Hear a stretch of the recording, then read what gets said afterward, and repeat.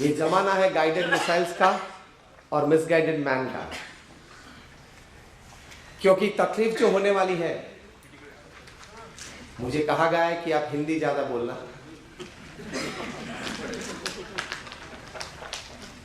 Whatever the problem is going to get created upon this earth would be created more by literate people than illiterate people. The literate people so far has caused more damage to the society than the illiterate people. I tell you how. If an illiterate person, he commits a theft, it is 50,000 rupees or 5 lakh rupees. And if a literate person, he commits a theft, it is 1 lakh crore and 2 lakh crore rupees. And these bombs and missiles and weapons of mass destruction are not made by illiterate people. They are made not just by literate people, but they are graduates or postgraduates or doctors from some of the best universities in the world. Yes or no? ये bumps और missiles बनाते वो अनपढ़ लोग नहीं है, बहुत पढ़े लिखे, हमसे भी ज्यादा, लेकिन पढ़े लिखे लेकिन संस्कारित नहीं हुए. They didn't have that culture. So they are making weapons that could wipe out human population. Instead, they should have been making things that could bring happiness and joy in the lives of people. But because, along with the studies, they did not have the right culture of mankind in their hearts and minds. They were not taught right culture of mankind in their hearts and minds. So, this is the happening, and so this is the state of affairs of the 21st century man and the 21st century society. We all live in this sphere. At the same time, we are all professionals. And especially when I talk to chartered accountants, I tell them that CA just does not mean a chartered accountant. CA also means a careful analyst of life. CA, careful analyst of life. आप practice करते हो, पूरे दिन काम करते होंगे, कार्य में से स्ट्रेस आता होगा, कहीं लोगों के साथ आपके संबंध है, संबंधों में स्ट्रेस आता होगा, आपकी कहीं प्रकार की सांसारिक जवाबदारियां हैं, उसमें से कहीं प्रकार के तनाव आता होगा. ये सब लोग. So I'm especially told to talk on stress management and ethics in life. सबसे बड़ी बात इसमें यह है कि with which real and concrete thought process do you live your life? मैं आपको एक अच्छी बात सुनाना चाहता हूं. जापान में एक कोई करके एक मछली है. It is also known as the Japanese carp.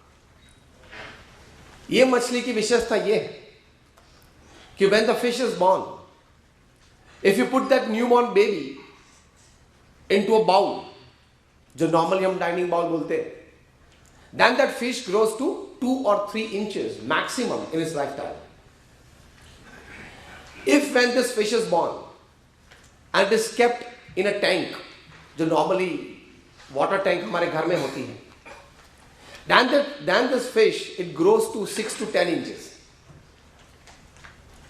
और इसी मछली को अगर जब वे पैदा होती है, तब आप अगर बड़े तालाब में उसको रखते हैं, if you put it in a big pond, it grows to 3 feet.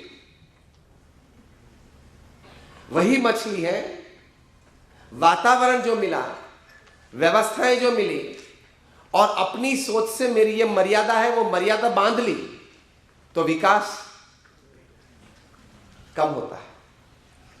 This same thing applies with every human being, every professional. Your surrounding plays a vital role in your growth, in your promotion or demotion. The kind of the people that you associate with, they play a major role in your life for your growth, promotion or demotion. It is a very commonly accepted norm that you are the average of the type of the people you associate with. ये एक हकीकत है. आपके विचार से आप अपनी प्रगति कर सकते हैं, आपके विचार से आप अपनी प्रगति बंद कर सकते हैं. Because the fish thinks that this is the limit for me, and so it doesn't grow. इससे मैं बाहर नहीं जा पाऊंगी, it doesn't grow. मेरे लिए मर्यादा है, it doesn't grow. कहीं चीजों में, कहीं प्रक्रिया में, कहीं जीवन की वास्तविकता में हमारे सबकी स्थिति ये जापानीज मछली की तरह है. हम मर्यादा मान लेते हैं हमारे विचार से, तो हमारा विकास भी मर्यादित होता है. जिस दिन हमें पता चले कि we are born to think big, we are born to create big, we are born to achieve big, then your growth starts to an unbelievable level. अंग्रेजी में एक कहावत है, sow your thought, reap an act. Sow an act, reap a habit. Sow a habit, reap a character. And sow a character, reap a destiny. मतलब आप जिस प्रकार के विचार करेंगे उस प्रकार से आपकी आदतें बनेगी, जिस प्रकार की आपकी आदतें बनेगी उस प्रकार से आपका चारित्र बनेगा, और जिस प्रकार का आपका चारित्र बना उस प्रकार से आपका भविष्य बनेगा. तो विचार की ताकत बहुत है. And the history of the world is the history of thoughts. प्रथम किसी को कोई विचार आया, उस विचार को लेके वे आगे चले, एक सर्जन हुआ. सभी सर्जन विचार में से ही होते हैं. तो स्ट्रेस मैनेजमेंट और एथिक्स की बात जब हम करने जा रहे हैं तो पहली बात यह समझनी है कि हमारे विचार हमेशा उच्च रखने हैं, सीधे रखने हैं, और एथिकल मतलब पवित्र रखने हैं.